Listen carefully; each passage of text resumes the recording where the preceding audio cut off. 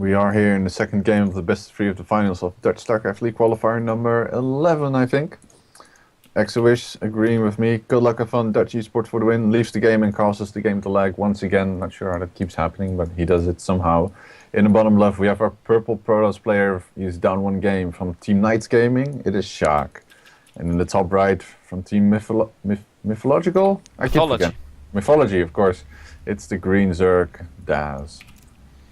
Yeah, so let's not root for that. I mean, I don't want to be mean, but I want to see a third game. Honestly, I want to see it. I think Entombed is a very interesting pick for a Protoss player because it's very hard to wall off here. Yeah, it's a fairly big ramp, but Entombed is also a very uncomfortable map to play Zerg on due to these rocks in the middle of every fun thing that you want to have, which is the third base. No fun allowed. Yeah, more or less. Like, rocks take an incredibly long amount for Zergs to kill off, since they just want to have, what, like 4 links out on the map. So, yeah, that rock is going to be up there for quite some time. And curse you, Dustin Browder. Yeah, really, indeed. Like, just screw him. Screw that interesting guy. move here from Daz, sending his Overlord to the bottom. I guess it makes sense if you're going to do the late scouting anyway. But it almost seems like he doesn't know where his opponent is. Sjaak doing an early scout here with his probe. Going to spot the quite standard 14 pull at this point. Throwing down a Forge first at his wall. So it's not going to be the green Nexus first that we saw before. No, I think he's going to pay special extra super attention to the third base as well this time around. Doesn't want to fall for the same trick yet again. Really nice just blocking up that hatchery for as long as possible. Those probes are so pesky when they just walk around like that. So if you want to do this effectively, the best way to do it is to take your probe and let it patrol in a hexagon and don't finish it. Like make it go like back at the end of the hexagon you make. That apparently is the most efficient pattern against against drones that want to build a hatchery for some reason. I don't know. I see every professional Protoss player do it, so it must be good.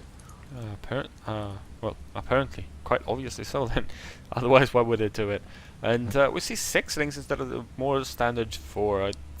Like, it doesn't really matter. He needs to have them up more or less to just like guarantee that he can. Oh, he just runs past the probe, and the probe is like, "Hey guys, wait for me."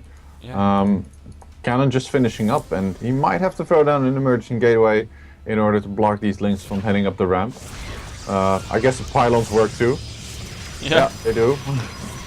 Very effective as well.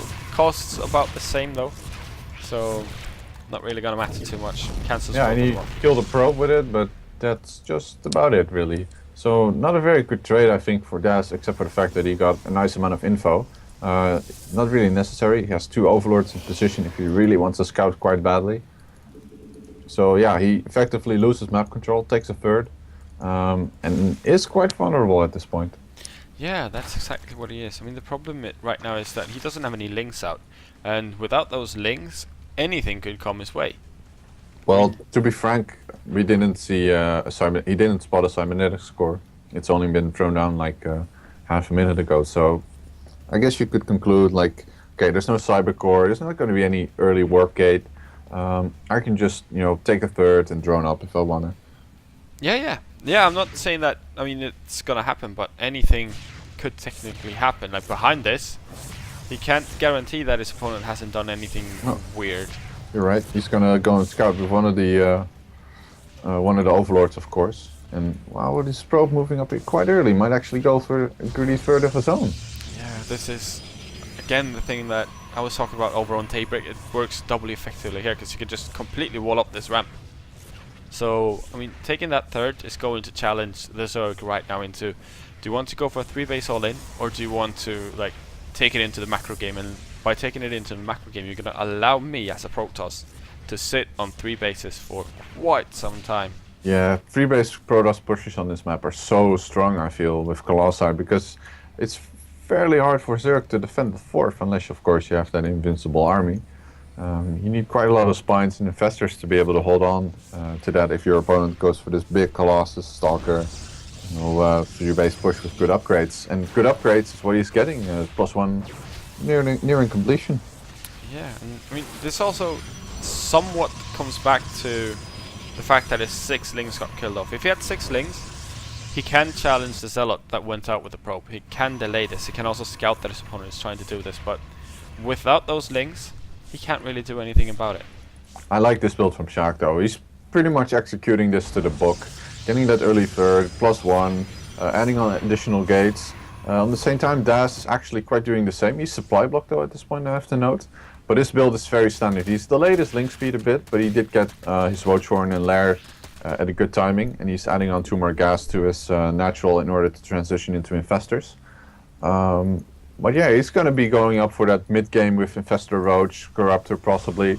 While I really expect Sjaak to go for that big 3-base timing. I was going to say with good upgrades, but he still hasn't thrown down a Twilight Council, so we might actually see gateway-based timing attack because he's adding on 3 more gateways, going up to 7 at this point. Okay, that's pretty healthy. Yeah. No, I think he just can't quite afford to like get all this stuff out right now. He's focusing on infrastructure, which is really, really good. Whoa. He should try to corner boost a bit more, though. He's going extremely high with it. Look at the top. He's worked in 4 sentries. So he's going to be doing something with that for sure. And he's now poking up with the Zealot and the Stalker, doing a bit of economic damage, taking out a few drones, it seems. But not really overcommitting. And big row of Stalkers coming in. So instead of this free base, big timing with all sorts of tech, he's actually not, decided to make any probes at his third yet, which is something seems to be a bit of a common trend in Protoss, which I've seen play so far. Trying to hide his push. And we now have a 4th coming up for Daz, so he's going to see this Sentry Stalker army. Going to have another warp in, and Sjaak is just going to go for it. Yeah, this is not going to feel comfortable for Daz right now. He has 3 roaches. That's it. He's making links, and wow, he hasn't broken down the rocks, so all Sjaak really has to do is force field off this ramp. Yeah. I mean, he doesn't really need to do that either right now. He will kill off this third. He will kill everything that he wants to kill in here. Yeah, and I guess this is something that can happen if you give up map control. The probes can just slip by. His scouting has been subpar as well, and this third base is just going to go down. And luckily for him, he has a macro hatch in the main, so he can keep his production up. But he's so far behind in terms of army right now already. I'm not sure if he's even going to be able to hold this. It's going to be very, very hard for him to do so. Yeah. Probes now being crowded out for Sjaak, realizing he may need a bit more economy behind this to sustain this push, transferring a bit to the third, and he's gonna have such a sick production behind this army. And he doesn't really need it. He's already overrunning his opponent, focusing down these spines, killing off all these roaches with the on the +1 attack, and drones are being pulled at the line at the natural.